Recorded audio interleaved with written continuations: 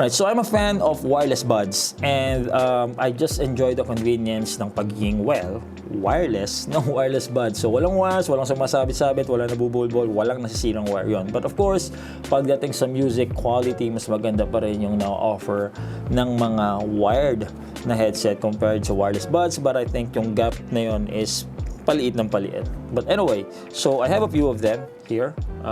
I don't know why I have this much, or this many, but yeah, I am a fan of that. That's the proof. Yung daily driver natin ngayon is ito, yung Sony WF-1000XM4. It's gonna cost you around 10,000 pesos now. I think medyo highly rated tong headset na to. And the thing with that, right, if you wanna get a medyo okay na presyo or okay na quality, it's gonna cost you around 5,000, 4,000 pataas, 4,000, 5,000 pataas. But I was so surprised nung nagtitingin ako ng, nag-scroll lang ako ng mga wireless headsets sa mga online platform. I saw this, yung G11, that cost only around 185 pesos. Sobrang nagulat ako na may wireless buds pala na 185 pesos. Now, of course, I got curious and I want to check its quality. So that's why we have this review. Speaking of what you're gonna get dun sa 185 pesos ninyo, unahin na natin yung makuha sa box. First off, of course, you have your charging case. Yung charging case niya, ito yung shape. So, medyo parang pointy design language. It's a clamshell design, by the way. So, pagbukas ninyo, yung wireless buds is nandito para ma-charge ninyo. Plastic siya, no? Plastic, yan. And yung kanyang charging port is USB-C, which is good dahil halos lahat na ng device ngayon, USB-C na. Then, of course, you're gonna get your buds. So, ito yung buds. It's stem and leaf yung design niya. Again, parang AirPods. I'm not really a fan of this. Yung mga ginagamit kong wireless buds, typically, yung talagang as in, wala siya nung ganon. But yeah, this is the design na meron sila. It's plasticky. Again, plastic. Don't expect a lot pagdating dun sa kanyang build quality. But yeah, this is it. And then, yeah, yung ear tips niya, yung buds niya mismo, isa lang, yung nakakabit na mismo. Wala siyang extra. And yung size ito, I think, is medium kasi sakto lang siya sa akin nung tinry ko. And kadalasan kapag yung may mga extrang tips, yung medium na size ang pinipili ko. So I think this is the medium size. And then lastly, you're gonna get your charging cable. Ito, maliit lang siya. USB-A to USB-C. So ito yung sasaksak ninyo para sa chargers. And then ito na sa pinaka-charging case ninyo. So that's what you're gonna get. Set our expectation na muna, no? This is just 185 pesos. And of course, may mga features to or may mga features na wala dito na makikita nyo doon sa mga medyo more premium na wireless buds. So for example, wala siyang active noise cancellation. Yung charging case niya is literally just charging case. Wala siyang extra charge. Itong mga to, meron tong mga extra charge. Meaning, kapag nawala ng battery yung buds nyo, pwede yung ilagay ulit dito sa loob ng case and then magcha-charge na siya. But ito, this is just really charging, no?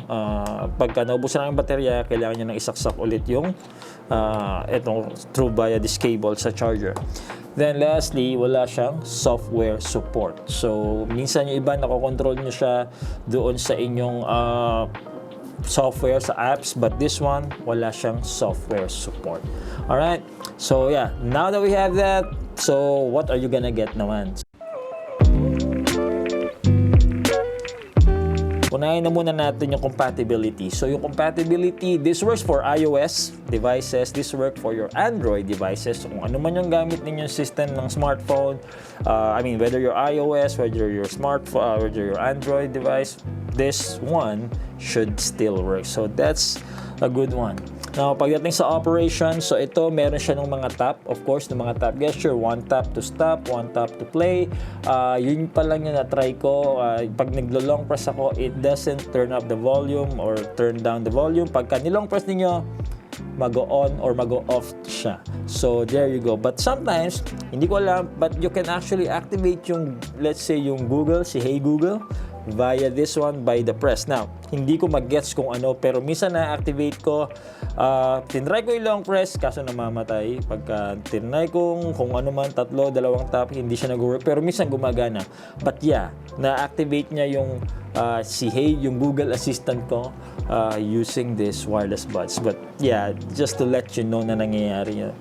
So when it comes to the connection, so I do experience some, or I did experience some connection losses. Minsan bigla na lang nawawala yung sound, pero bumabalik din naman agad. So I'm gonna say I also na-experience ko rin naman yan dito sa mga iba kong wireless buds. No? Ito, kahit itong mga Samsung, kahit itong Sony, minsan na-experience ko yan. Pero it's just, it happens more often here than dito sa mga ginagamit kong wireless buds mismo.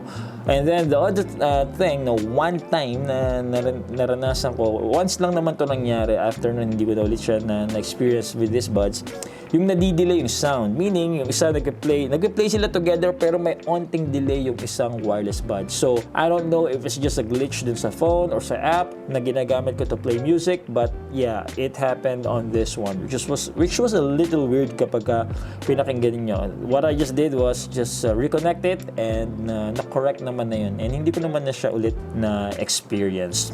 When it comes to the sound quality, so yung highs are okay, yung mids are okay, pero yung bass medyo nakukulangan ako. So dun sa mga music na parang medyo alam kong ma-bass, medyo nabibitin ako kapag ito yung ginagamit kong earbuds. So parang bitin yung sound. So medyo kulang siya sa bass, hindi punchy yung bass niya. But yung mids and yung highs are there. No, it's not excellent, pero let's just say it's an average sound na that you can still enjoy your music.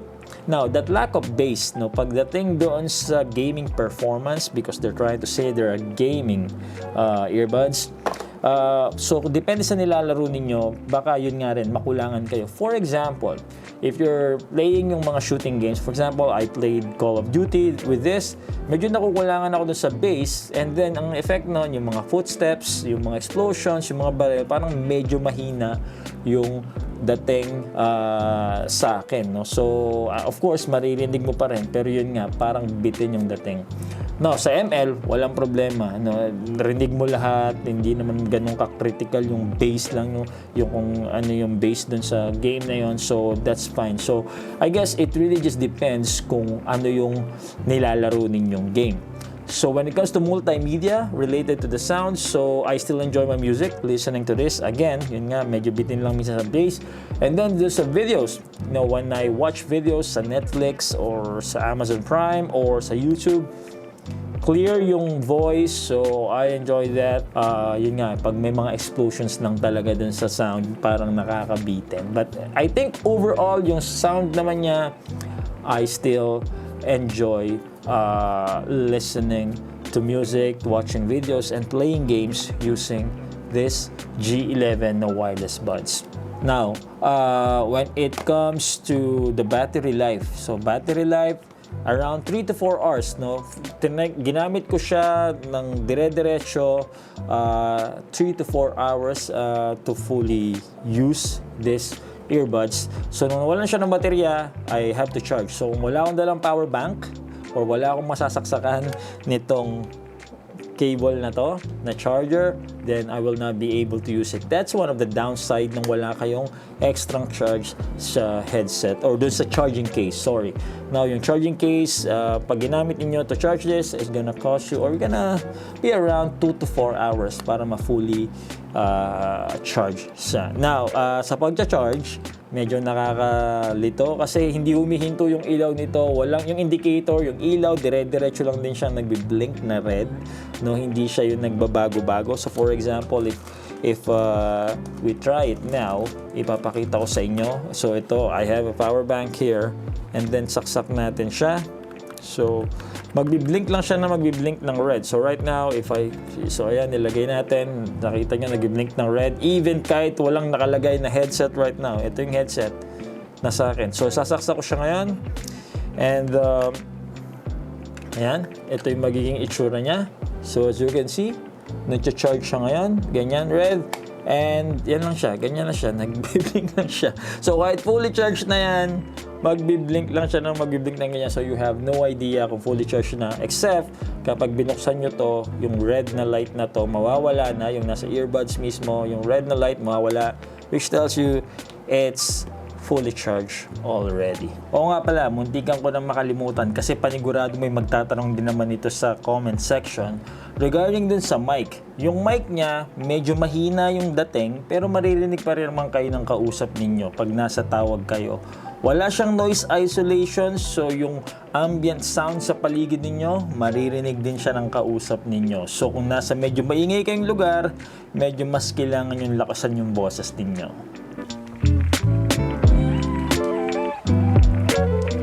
Alright, so I guess na banggit ko na yung important points nitong wireless na earbuds na to. Now, what do I think of this wireless earbuds? Sulit ba siya? Well, all I can say is, hey, it's 185 pesos. What more can you ask for? I think, in a nutshell, it's a good purchase, no? It's value for money at 185 pesos. Alright, so tapos na natin to. Maraming salamat sa inyong panonood. I hope I help you sa inyong purchasing decision. Maraming salamat sa pag-support sa channel. I'll see you in the next video. Peace out.